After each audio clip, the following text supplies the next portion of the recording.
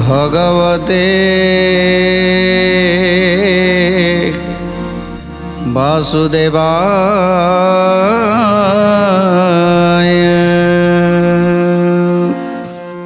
कली नेला 4,32,000 किंतु 4,32,000 रु केते केते क्षय है आउ केते दिन ये कली भोग करिवो। कौन कौन कले कली जुग क्षय हुए ना प्रथमे आज कवि कहउछंती जे जने युवा स्त्री जदि घरर कूल बहु जदि बाहर केवल दौड़े प्रतिदिन 100 पाउंड दौड़ आज ए जगह को जा काली से जगह को जा ता घरे पस आ घरे पस जदि गोटे युवा स्त्री कूल भुआ शुणटे जदि पशिला ताले सेतिरु 7 दिन कली क्षय होता है। जदि जड़े ब्राह्मण को कहीं हत्या करे जदि ब्राह्मण हत्या हो जाए ताले गोटे ब्रह्म हत्या दोष लगी था कली तादु मध्य केते वर्ष क्षय होता है। तेणु कौन कहते सुखमनी केते दिन क्षय होता है। ब्राह्मण जने कजेबे हत होई जीव 200 दिन कली जुगरु कटिब। जय जय जगन्नाथ जगतर नाथ जय जय जगन्नाथ नाथर नाथ। जड़े ब्राह्मण को जदि हत्या करा जाए जदि ब्राह्मण टी हत हो जाए ताले कली जुगरु 200 वर्ष चली जीवो। तेणु एमिति केते ब्राह्मण मरिवे केते 200 वर्ष चली जीवो। पापर भारा बढ़ी जीवो 200 वर्ष कली रु कटिवो। आउ कौन करिवे ना जदि गोटे गोरु जदि गोमाता नष्ट हो जाती ताले कौन हबो। पुणी गोटा एक गोरु जेबे बध होई कली जुग 300 दिन क्षय जाई। जय जय जगन्नाथ जगतर नाथ जय जय जगन्नाथ अनाथर नाथ। कलहे गर्भिणी स्त्री जेबे कमरे 400 दिवसटी कली भोग सरे। जय जय जगन्नाथ जगतर नाथ जय जय जगन्नाथ अनाथर नाथ। जड़े गर्भिणी स्त्री की हत्या कले 400 दिन चली जीवो कली 400 दिन कटा जीवो। आउ कौन कहउछंती बालक गोटिए पुणी जेबे नाश जाई 300 दिवस कली जुगरु हटई। 300 दिवस कली जुगरु हटई 300 दिवस कली जुगरु हटई। ए मत मु पाप कथा कहबई केते कली जुगे ही रूपे हेब निते निते। जय जय जगन्नाथ जगतर नाथ जय जय जगन्नाथ अनाथर नाथ। तेणु आज सुकमुनि कहउछंती हे मुनि माने तुमे माने कहूल 4,32,000 अनेक दिन तेणु ये अनेक दिन पर्यंत जदि रहिबो ए कली ताले आमे केते दिन धैर्य धरी सहिबु।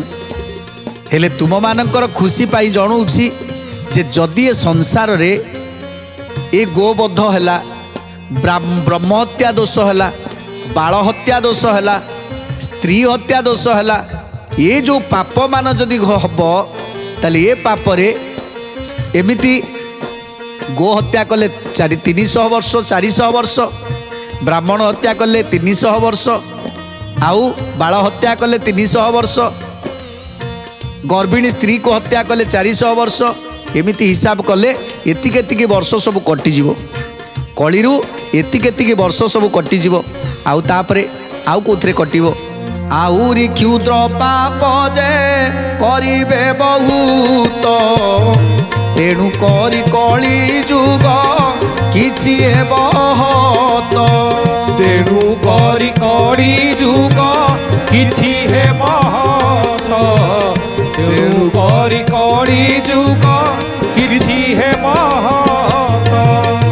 ଚନ୍ଦ୍ରଗ୍ରହଣରେ କଳି ସହସ୍ର ଦିନ ଯାଏ ସୂର୍ଯ୍ୟ ପରାଗେ କଳିରୁ ସହସ୍ର ଦିନ କ୍ଷୟ।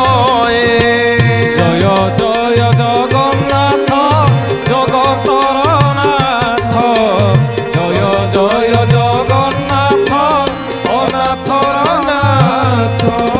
ତେଣୁ ଆଉ ଯେଉଁ କ୍ଷୁଦ୍ର ପାପ ସବୁ ରହିଲା, ଅନେକ ପାପ ଅଛି ଯାହା ଯେଉଁ ପାପ ଛୋଟ ଛୋଟ ପାପ। ତେଣୁ ଏ ଛୋଟ ଛୋଟ ପାପ କ'ଣ ନା ଆମେ ଚାଲୁଥିବା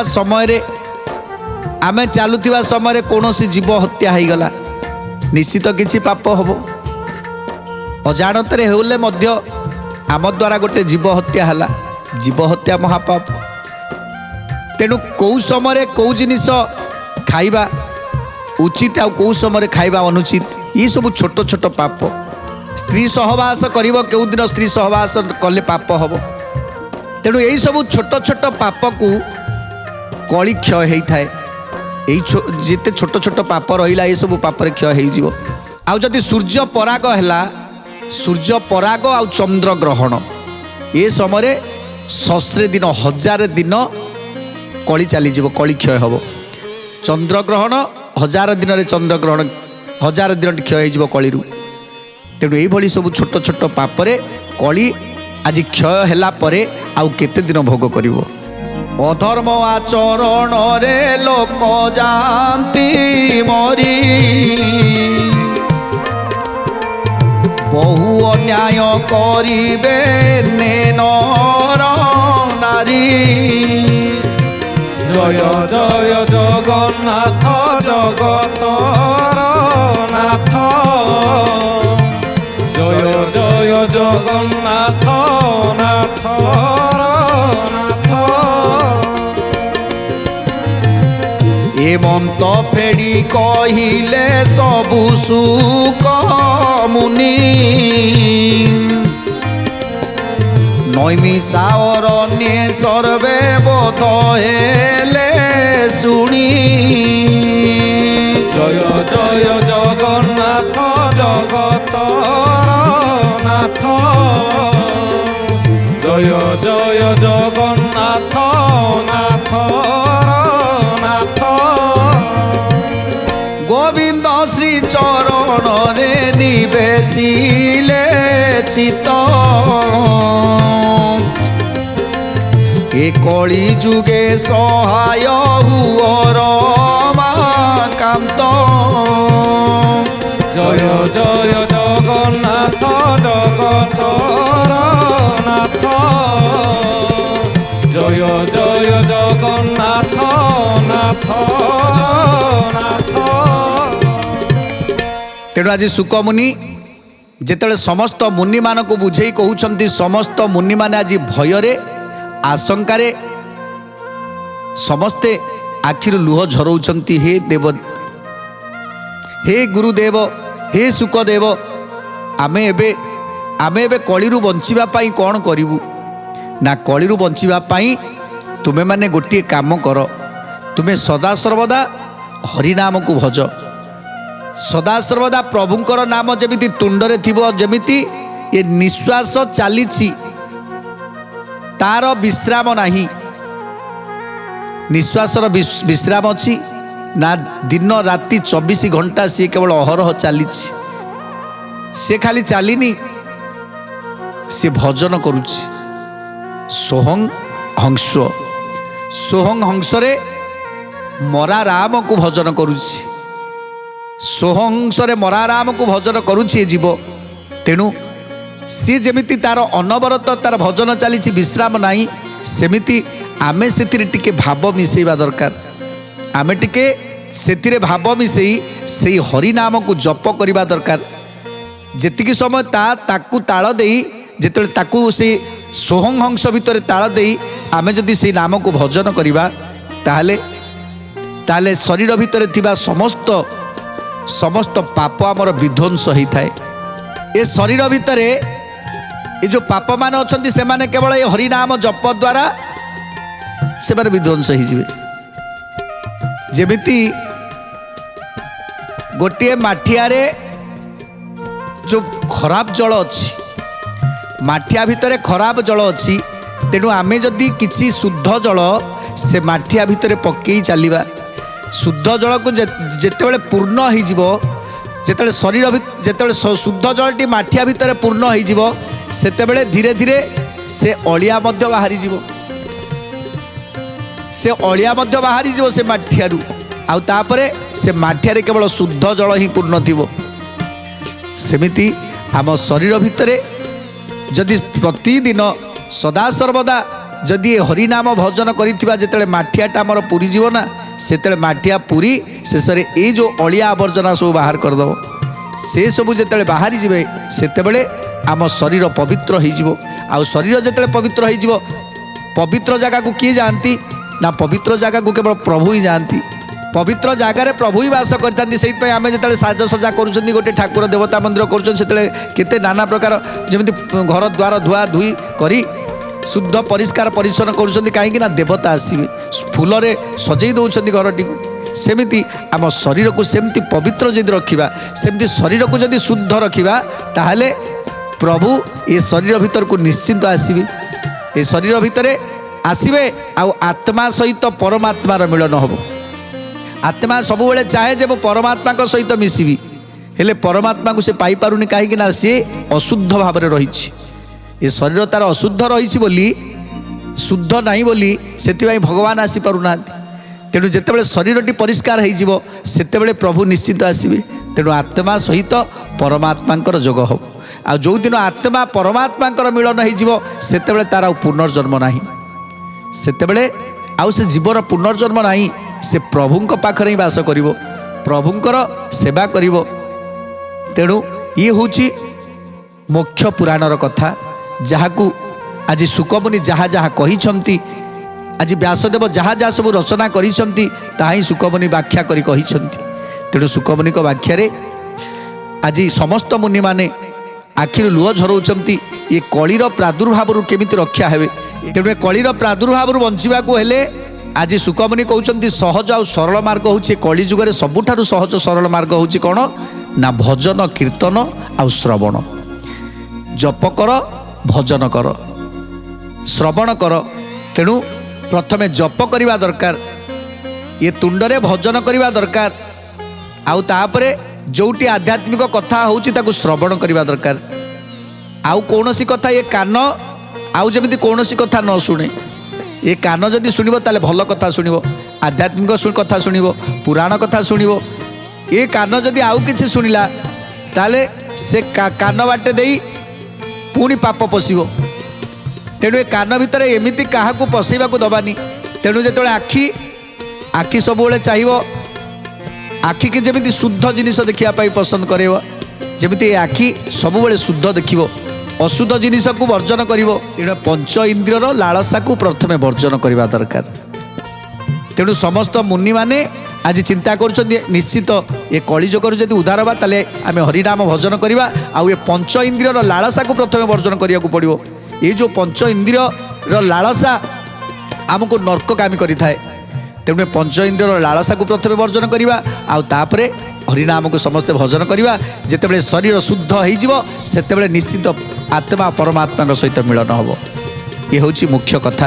ଆଉ କ'ଣ କହୁଛନ୍ତି, ଆଏ ସାଧୁ ଜନ ସଦା ହରିନାମ ଭଜ, ହିଂସା କପଟ ଏ ସବୁ ହୃଦୟରୁ ତେଜ। ଜୟ ଜୟ ଜଗନ୍ନାଥ ଜଗତର ନାଥ, ଜୟ ଜୟ ଜଗନ୍ନାଥ ଅନାଥର ନାଥ। কাম ক্রোধ লোভ মোহে কেবে নুহ বন্দী, পিণ্ডরু প্রাণ গলেটি যমনে বাঁধি। যাতনা পথরে পুনি বহু দণ্ড অছি, বহু দণ্ড মান যম তই দেব বাছি। জয় জয় জগন্নাথ জগতর নাথ, জয় জয় জগন্নাথ অনাথর নাথ। তেণু হিংসা কপট ये जो काम क्रोध लोभ मोह मद मात्सर्य ये सबको प्रथमे त्याग कर बानप्रस्थ धारण कर ये सबको प्रथमे त्याग कर कहीं ये सबुरे किसी मूल्य नहीं हिंसा करी आमे जदि कहा पर हिंसा करिबा जे सी एते टंका रोजगार कला एते बड़ लोक हो गला एते गाड़ी चढ़ुची एते तापर आमे हिंसा करिबा लाभ कौन अच्छी ना केवल ए आखि देखिला ताकू सही पारलानी तेणु से कौन हम ना से पापटा निज भितर जो निज अहंकार निज को धीरे धीरे धीरे धीरे धीरे धीरे खाइब अहंकार निज को खाए निज ईर्षा निज को खाए तेणु निज शरीर दुर्बल हम रोगरे रोगक्रांत हम तेणु सी जहाँ प्रति तुम हिंसा कर तार कौन हम तार तो किसी हबन ना तेणु से जदि आम चिंता करवा ना से लोकटी जदि आग को जाइए निश्चित ताकू प्रभुंकर करुणा अच्छी प्रभुंकर कृपा अच्छी जदि सी लोकटी आग को गला प्रभुंकर कृपा ता ऊपर अच्छी ताले प्रभुंकर कृपा मो ऊपर कहीं नहीं ना मु सेमिति काम करवा दरकार जहाँकि प्रभुंकर कृपा मो ऊपर हम तेणु जड़े जदि जाखर छड़े कि नहीं आसला नहीं आसवा सेटा तो केवे ता पाखर छड़ेवा संभव हेनी हेले निजे जो गातटा खोल से गाତରେ निजे पड़ीज तेणु हे मुनि माने तमे माने आज ठारू ये हिंसा को छाड़ ये अहंकार को छाड़ क्रोध को छाड़ आमे टिके टिके कथारे रागी जाती टिके टिके कथारे रागी जाती रागिला परे कौन हुए ना क्रोध एमिति एक शत्रु आम जीवन रे आमे ताकू मित्र बोली जो दिन ग्रहण करती सी आमर बहुत क्षति कर दी जो दिन शत्रु को मित्र बोली भाविबा से दिन सी आमर बहुत क्षति करिवो जेमिति कि ए क्रोध को जदि आमे आम शरीर भितर को प्रवेश करवा सी आमर मित्र हो गला तापर कौन हम जो जहाँ पर रागिजे से आप जहाँ थी फोपाड़ देवे आपड़ जहाँ गोटे धरी थे फोपाड़ देवे भांगीदेवे से घर द्वार घर जो आसवाबपत्र थी भांगीदेवे तेणु जो जिनटा भांगीदेले रागरे क्रोधरे भांगीदेले तापर जो क्रोध शांत हो चिंता करेंगे जे जिनटा मुझे गोटे जगार आनी मत बहुत पसंद होता बोली मुझे आनी तेणु आज से जिनटा को मो निज हाथ में भांगीदेली से चिंता करुवे तेणु ए क्रोधटा हूँ प्रथमे निजर शत्रु सी ताकू आम मित्र बोली केवे ग्रहण करवा उचित नुहे जदि बा ग्रहण कले ताले सेटा केवल निजर ही क्षति हम क्रोध आम आम जानी जे क्रोध हूँ आमर शत्रु तेणु ताकू आम मित्र बोली ग्रहण करुँच अनेक लोक अच्छा माने रागटा को सेमाने कंट्रोल करि पारंतिनी तेणु प्रथम है मनीष जदि आम जन्म पाई प्रभुंकर ये हूँ दान कौटी आमको गछ वृक्षलता कि उद्भिद कि कौटी आमको जन्म दे था किंतु आज गोटे मनीष जन्म देइछंती तेणु आम केते बड़ भाग्यवान प्रभुंकर केते दया आम उपरे तेणु आमको जदि मनीष जन्म देइछंती आमे मनीष जन्मटा को केमिति भाबरे केउ भाबरे आमे मनीष जन्म को आगु को नवा जेमिति पुणी थरे आमे केवल मनीष जन्म ही पाइबा तेणु आमे जो 84 लक्ष जोनि भ्रमण करूछंती ये जो 84 लक्ष जोनि भ्रमण करबा को आमको पड़िबोनी जदि आमे भल कार्य करबा जदि भल कार्य करबा ताले ऊपर ऊपर को जीवा जदि आमे खराब कार्य करबा ताले तळ को जीवा तेणु जड़े आमे मनीष जन्म पाइछंती ए जन्म रे आमे जदि भल काम कले ताले आमे ऊपर को जीवा ना तळ को जीवा आमको कौन तलू को कई जन्म देवे कि नहीं जदि आम भल कर्म कले ताहले ऊपर को जीवा आउ जदि पुणी खराब काम ए मनीष जन्म पाई जदि खराब काम कले पाप कले भूल कले ताहले कौन हम ना 84 लक्ष जोनि रे भ्रमण करी आसीबा से उद्भिद रे जन्म होबा से पशु रे जन्म होबा से पक्षी रे जन्म होबा से कीट रे जन्म होबा एमिति अनेक जन्म बुली बुली बुली 84 लक्ष जोनि भ्रमण कला परे पुणी जाइए मनीष जन्म केते केते जुग पर पुणी थरे मनीष जन्म पाइबा तेणु आमे समस्ते चाहिबा जे केमिति आमे ए मनीष जन्मटा को सार्थक करबा पई हेले आमको कौन कौन दरकार कौन करबा को पड़िबो ये सब कथा जो गुरु माने अछंती सेमानक पाखरु बुझंतु जो गुरु माने अछंती सेमानक पाखरु बुझंतु जे कौन करबा को पड़िबो आमे कौन कौन आमको छाड़िबा दरकार आमे केमिति आमे पुणी थरे मनीष जन्म पाई परिबु से कर्म करबा दरकार ଅଧର୍ମ କଲେ ପାପ କଲେ ଯମରାଜ ଶେଷକୁ ନେଇଯିବ। ନେଲା ପରେ ଆମମାନଙ୍କର ପାଞ୍ଜି ଦେଖିବ ଯେ ଇଏ ଜୀବନରେ ଆକୁ ମଣିଷ ଜନ୍ମଟେ ଦିଆହେଇଥିଲା, ଇଏ ମଣିଷ ଜନ୍ମଟାକୁ ଭୁଲ କରିଦେଇଛି, ଇଏ ମଣିଷ ଜନ୍ମରେ ବହୁତ ଅନ୍ୟାୟ କରିଛି, ବହୁତ ଦୁଃଖ ଦେଇଛି ଲୋକଙ୍କୁ, ବହୁତ କଷ୍ଟ ଦେଇଛି ଲୋକଙ୍କୁ, ଇଏ କ୍ରୋଧ କରିକି ଅନେକ ଜିନିଷ ଅନେକ ଲୋକଙ୍କୁ କଷ୍ଟ ଦେଇଛି। ତେଣୁ ୟାକୁ ନେଇକି ନର୍କରେ ପକାଇ ଦିଅ, ଆଉ ତାପରେ ୟାକୁ ନେଇକି ପୁଣି ଥରେ 84 ଲକ୍ଷ ଯୋନିରେ ଭ୍ରମଣ କରାଅ। ଭ୍ରମଣ କରିକି ଆସିବ ପୁଣି ଥରେ ଇଏ ମଣିଷ ଜନ୍ମକୁ ପ୍ରାପ୍ତ ହେବାକୁ ହେଲେ ତାକୁ ଅନେକ ଜନ୍ମ ପରେ ଆସିବ ଥରେ ମଣିଷ ଜନ୍ମ। ଯମରାଜ ଅପେକ୍ଷା କରି ରହିଛି, ବାନ୍ଧି ନେବାକୁ ରହିଛି, ସବୁ ହିସାବ ଆମର ଚାଲିଛି। ଯେତେବେଳେ ଟିକିନିଖି ହିସାବ, ଆମେ ପାଦଟିଏ ଚାଲିଲା ବେଳେ ଆମେ ଗୋଟିଏ ପାଦ ପକେଇଲା ପରେ କେତେ ଯେ ପାପ ହେଲା ସିଏ ଲେଖା ହେଇକି ରହିଲା, କେତେ ପାପ ହେଲା ଲେଖା ହେଲା, କେତେ ପୁଣ୍ୟ ମଧ୍ୟ ହେଲା ତାହା ଲେଖା ହେଲା, ଗୋଟିଏ ପାଦ ଯେତେବେଳେ ଆମେ ପକାଉଛନ୍ତି। ତେଣୁ ଏ ପାପ ପୁଣ୍ୟର ହିସାବ ଆମକୁ ଦେବାକୁ ପଡ଼ିବ। ଆମେ ଖାଇଛନ୍ତି, ଆମେ ଯାହା ଖାଇଛନ୍ତି ଆମେ ତାକୁ ଦେବାକୁ ପଡ଼ିବ, ଆମେ ଯାହା ଖର୍ଚ୍ଚ କରିଛନ୍ତି ତାକୁ ଦେବାକୁ ପଡ଼ିବ, ଯାହା ପାଖରୁ ଯେତିକି ଦିଅଣା କରିଛନ୍ତି କରଜ କରିଛନ୍ତି ତାକୁ ଦେବାକୁ ପଡ଼ିବ, ନ ଦେଇକି ଛାଡ଼ିବେନି। ତେଣୁ ଆମକୁ ଯାହା କରିବାକୁ ପଡ଼ିବ, ଆମେ ଏଠି ଯାହା କରିବା ତାହା ଆମ ପାଇଁ ଗୋଟିଏ ଗୋଟିଏ କରିକି ଲେଖା ହେଇଛି। ପାପ, ଆମେ ପାପ କରନ୍ତୁ କି ପୁଣ୍ୟ କରନ୍ତୁ, ଆମେ ଯେତେବେଳେ ଭୁଲ କାମଟେ କରୁଛନ୍ତି ଆମେ ସେତେବେଳେ ଭାରି ଭଲ ଲାଗୁଛି ଯେ କାହା ପାଖରୁ ଯଦି କିଛି ପଇସା ଆମେ ନେଇ ଆସୁଛନ୍ତି, ଠକିକି ଯେତେବେଳେ କିଛି ପଇସା ନେଇ ଆସୁଛନ୍ତି ସେତେବେଳେ ଆମେ ଭାରି ଖୁସି ହେଉଛନ୍ତି। କିନ୍ତୁ ସେଇ ଦିନେ ଆମେ ଯେତେବେଳେ ପାପ କରିବା, ଯେଉଁ ଖୁସି ଯାହା ପାଖରୁ ପଇସା ଅନ୍ୟାୟରେ ଆଣିବା ସେଟା ସିନା ଆମେ ସେତେବେଳେ ଖୁସି ହେଲେ, କିନ୍ତୁ ତାକୁ ଦିନେ ସୁଝିବାକୁ ପଡ଼ିବ। ଯେଉଁଦିନ ସୁଝିବାକୁ ପଡ଼ିବ ସେଇଦିନ କେବଳ ଆଖିରୁ ଲୁହ ଝରୁଥିବ। ଆଣିବାଟା ନେଇ ଆସିଲେ କେତେ ଖୁସିରେ ନେଇ ଆସିଲେ, ହେଲେ ତାକୁ ଯେତେବେଳେ ସୁଝିବାକୁ ପଡ଼ିବ ନା ସେତେବେଳେ ଏ ଆଖିରୁ କେବଳ ଅନବରତ ଲୁହ ଝରୁଥିବ। ତେଣୁ ଆମର ଯାହା ଅଛି, ଆମର ଯେତିକି ଅଛି, ଆମେ ସେତିକିରେ କେମିତି ଚଳିବା ପାଇଁ ଚେଷ୍ଟା କରିବା, ଆଉ କେମିତି ଲୋକମାନଙ୍କୁ ଉଚିତ ମାର୍ଗରେ ନେବା ପାଇଁ ଚେଷ୍ଟା କରିବା, ଆଉ ଏ ଯେଉଁ କାମ କ୍ରୋଧ ଲୋଭ ଏସବୁକୁ ବର୍ଜନ କରିବା ନିହାତି ଆବଶ୍ୟକ। ଏସବୁକୁ ପ୍ରଥମେ ତ୍ୟାଗ କରନ୍ତୁ, କିଛି ଲାଭ ନାହିଁ ଏଥିରେ। ଏ କ୍ରୋଧ କରିକି କିଛି ଲାଭ ନାହିଁ, ଏ କ୍ରୋଧ କରିକି କିଛି ଲାଭ ନାହିଁ, ଲୋଭ କରି କିଛି ଲାଭ ନାହିଁ। ତେଣୁ ଏଠି ଯମରାଜ ଅନେଇକି ବସିଛନ୍ତି, ଗୋଟିଏ ପାଦେ ପାଦର ହିସାବ ଆମକୁ ଦେବାକୁ ପଡ଼ିବ।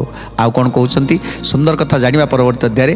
ଆଜି ତ ସମୟ ଇସାରା ଦେଲାଣି, ଆଜି ପାଇଁ ବାଣୀକୁ ବିରାମ ଦେବା, ଟିକେ ପ୍ରଭୁଙ୍କର ନାମ ସଂକୀର୍ତ୍ତନ କରି ଆଜିର କାର୍ଯ୍ୟକ୍ରମକୁ ସମାପ୍ତ କରିବା। ଜଗନ୍ନାଥ ଜଗନ୍ନାଥ ଜଗନ୍ନାଥ ଭଜରେ, ଜଗନ୍ନାଥ ଜଗନ୍ନାଥ ଜଗନ୍ନାଥ ଜପରେ, ଜଗନ୍ନାଥ ଜଗନ୍ନାଥ ଜଗନ୍ନାଥ ଭଜରେ, ଜଗନ୍ନାଥ ଜଗନ୍ନାଥ ଜଗନ୍ନାଥ ଜପରେ, ସଂସାରରୁ ପାରି ହେବୁ, ସଂସାରରୁ ପାରି ହେବୁ ଏହି ଏକା ସତ୍ୟରେ, ଜଗନ୍ନାଥ ଜଗନ୍ନାଥ ଜଗନ୍ନାଥ ଭଜରେ, ଜଗନ୍ନାଥ ଜଗନ୍ନାଥ ଜଗନ୍ନାଥ ଜପରେ, ଜଗନ୍ନାଥ ଜଗନ୍ନାଥ ଜଗନ୍ନାଥ ଭଜରେ, ଜଗନ୍ନାଥ ଜଗନ୍ନାଥ ଜଗନ୍ନାଥ ଜପରେ।